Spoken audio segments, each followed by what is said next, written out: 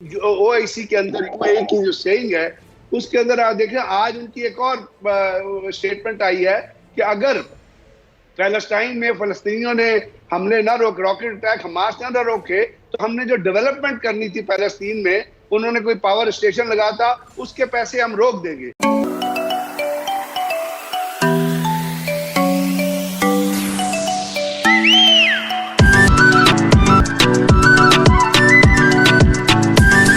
Hello नमस्कार दोस्तों, आपका स्वागत है मेरे चैनल में और चैनल को सब्सक्राइब कीजिए और लाइक कीजिए। चलो वीडियो को स्टार्ट करते हैं और देखते हैं क्या हुआ। इससे पहले कि मैं इस बारे में लबकुशाई करूं, ये बताता चलूं कि अल्लाह ताला की किताब कुरान पाक इस हवाले से मोमिनों को क्या हिदायत करती है। किताबुल्लाह सूरह तौबा में जिहाद के हवाले से क्या कुछ कहा करती है। आज सलसित एक मुसलमान कहूँगा, इंटरनेशनल रिलेशंस की किसी किताब से मेरा कोई ताल्लुक़ नहीं है, कौमी मफाद के किसी सबक को मैं नहीं मानता कि अल्लाह ताला ने क्या फरमाया है, निकलो अल्लाह की राह में जिहाद के लिए, ख्वाह हल्के हो या बोझल। मैं यही कहूँगा कि सेहूनियत ने आलम इस्लाम पर बदतरीन हमला किया है, बदतरीन हमला किया है। गजा पर अब तक होने वाला सबसे बदतरीन हमला। इसराइली फौज ने धावा बोलकर 150 से ज्यादा अफराद को शहीद कर दिया। यहूदी एयरफोर्स ने गैर फौजी इमारात पर बम्बार्टमेंट की है और इस बम्बार्टमेंट में न सिर्फ अल जजीरा चैनल का दफ्तर मुनहदिम हुआ है, खाकस्तर हुआ है, बल्कि इसकी जद में सैकड़ों रिहायशी फ्लैट्स भी आए हैं। जो बाइडन ने उम्मत मुस्लिमा के मुंह पर एक भरपूर जन्नाटेदार तमाचा मार करके सेहोनियत परस्ती का बदतरीन और वाशिगाफ सबूत देते हुए हमें शर्मिंदा होने का एक और मौका फराम किया है। उसने इसराइली वजीर आज़म को फ़ोन करके और फरमाया है कि इसराइल अपने दिफा का हक भरपूर तौर पर महफूज रखता है, ताहम मीडिया की आज़ादी को अबलाग के दफ्तर को निशाना ना बनाया जाए। मुसलमानों की ऐसी तैसी आप करते हैं तो ये ऐन नेक काम आप कर रहे हैं। तो नाम नेहाद इस्लामी ममालिक जिन्होंने झक मारी थी, इसराइल के सफारत खाने भी खोले थे, इसराइल को सरकारी तौर पर तस्लीम भी किया था, यहूदियों को अपने यहाँ बुला करके उनकी इबादत की भी इजाज़त दे दी थी, उनका क्या स्टांस होगा। दूसरी जानिब राहिल शरीफ नामी बहुत बड़े वली अल्लाह और बहुत बड़े बुजुर्ग जो 40 ममालिक की अफवाज की सदारत इंजॉय कर रहे हैं, उनकी वो 40 रुकनी फौज क्या झक मारेगी। और कि आप इस डिप्लोमेसी में जी कौन सा अरब मुल्क है जो आपके कहने पे तेल रोकेगा, कौन सा ऐसा जो उनको घरों में अपने बिठा के और उनको उनके जो है वो सफारत खाने खोल रहे हैं, वो आपके और मेरे कहने पे ये करेंगे। देखें, जो ताकत होती है, ताकत का जवाब ताकत से दिया जाता है। आपने कहा ताकत का जवाब ताकत से दिया जाएगा, लेकिन मेरे हैंडसम वजीर आजम तो कौमी असम्बली में शहबाज शरीफ पर तबर्रा करते हुए फरमा चुके कि क्या इंडिया पे हमला कर दूं। जो इंडिया पे हमला नहीं कर सकता वो फलस्तीन जाएगा इसराइल की मदद के लिए। ये मुमकिन है कि ताकत का जवाब ताकत से दिया जाए। सर, इसका मतलब है कि ये इशारा कर रहे हैं कि गोया हम हमला कर ही देंगे। सर, हम हमला कर सकते हैं और हम हमला करेंगे। आपने देखा है, एसोसिएटेड प्रेस की बिल्डिंग को भी नहीं छोड़ा, अल जज़ीरा का बिल्डिंग को भी नहीं छोड़ा।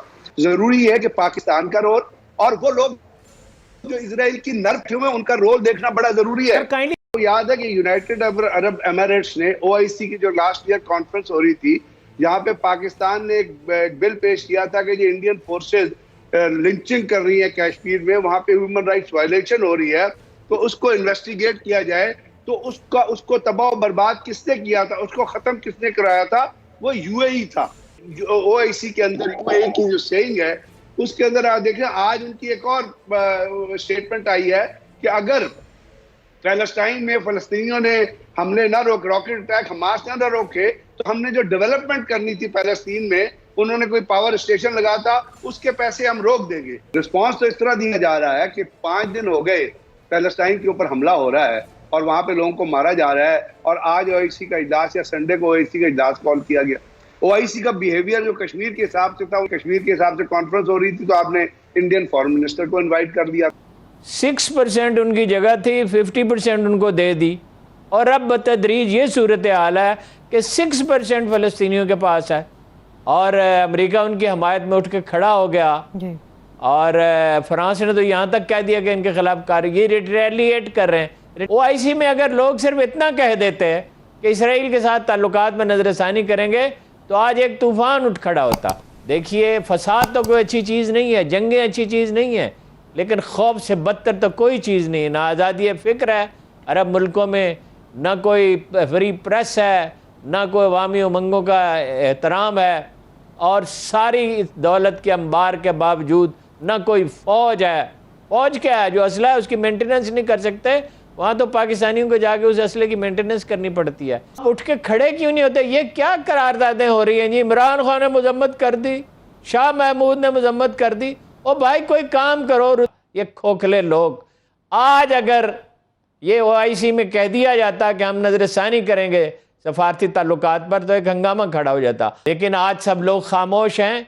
इमरान खान आज जाएं तुर्की और ये प्रेशर बिल्ड करें कि जी हम उन्हें दवाएं भेजना चाहते हैं। खुदा के बंदो, कम से कम उनको दवाएं मिले, उन्हें खुराक मिले। पानी का क्राइसिस है, बिजली का क्राइसिस है, आप बिजली तो उन्हें नहीं दे सकते। जो बाइडेन ने कहा भी है, अभी कुछ देर पहले कहा कि उसको मानने के लिए तैयार हो जाए। वैसे तो मैं आपसे अर्ज करूं कि ये मायूसी है, और मायूसी को इसीलिए कुफ्र कहा गया है कि हम कुछ नहीं कर सकते। कर क्यों नहीं सकते जी? मायूसी किस बात की है जी? आप कोई काम करें, आप उठ, एक आपकी हौलनाक कदामत पसंदी, दुनिया से आप पीछे रह गए, इल्म नहीं, इदराक नहीं, तालीमी अदारे आप अपने तबाह कर दिए। किसी अरब मुल्क के पास कोई ढंग की फ़ौज नहीं है। फ़ौज इस डर से नहीं बनाते कि जी हमारा इक़्तिदार ख़त्म हो जाएगा, जो कि नाजायज़ इक़्तिदार है। और जो बाइडेन की कोई मर्जी नहीं है, दुनिया में ताकत की ज़ुबान चलती है, मुसलमान उठ के खड़े हो जाएं। 2.25 अरब मुसलमान हैं, हद हो गई। एक इतना सा मुल्क है, लेकिन वो मुल्क है ना, वो मुनज़्ज़म है। उन्होंने सबसे पहले वैक्सीन लगानी शुरू की, सबसे ज़्यादा तादाद में लगा दी। उन्होंने उन बंजर ज़मीनों को आबाद किया। उन्होंने दुनिया में सबसे ज़्यादा नोबेल प्राइज़ जीते। उन्होंने दुनिया का बेहतरीन असला बनाया।